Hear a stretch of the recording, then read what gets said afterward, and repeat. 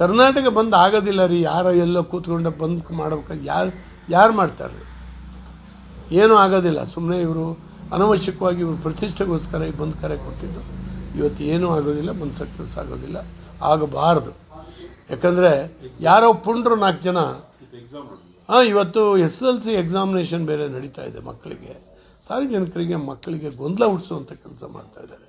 ಅಲ್ಲೆಲ್ಲ ಬೆಳಗಾಂನಲ್ಲಿ 4 ಜನ ಪುಂಡ್ರು, ಆ ಕಡೆಯವರು ಮರಾಠಿಗರು ಮಾಡಿದ ಕೂಡಲೇ ಇಡೀ ಮರಾಠಿ ಸಮಾಜನ ಹಂಗೆ ಮಾಡ್ತು ಹೀಗೆ ಮಾಡ್ತು ಅನ್ನೋದು. ನಮ್ಮ ಕನ್ನಡಿಗರು ಯಾರೋ 4 ಜನ ಮಾಡಿದ ಕೂಡಲೇ ಇಡೀ ಕರ್ನಾಟಕಕ್ಕೇನೋ ಆಯಿತು ಅಂತ ಹೇಳಿ ಇದನ್ನು ನಾವು ಬಿಡಬೇಕಾಗ್ತದೆ.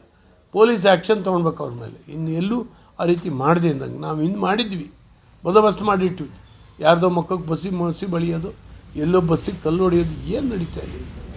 ಭಾರತ ಪಾಕಿಸ್ತಾನ, ಮಹಾರಾಷ್ಟ್ರ ಕರ್ನಾಟಕ ಅಂತ ಹೇಳಿದ್ರೆ ಈ ರೀತಿ ಡಿವೈಡ್ ಆ್ಯಂಡ್ ರೂಲ್ ಇದನ್ನು ಮಾಡಬಾರ್ದು. ಯಾರನ್ನೂ ಒಬ್ಬರನ್ನೊಬ್ಬರು ಎತ್ಕಟ್ಟ ಕೆಲಸ ಮಾಡಬಾರ್ದು. ಯಾರು ಕಾನೂನು ಬಾಹಿರ ಕೆಲಸ ಮಾಡಿದ್ದಾನೆ ಅವನ ಮೇಲೆ ಎರಡೂ ರಾಜ್ಯಗಳು ಕಾನೂನು ಕ್ರಮ ತೊಗೊಂಡ್ರೆ ಸರಿಯಾಗುತ್ತೆ.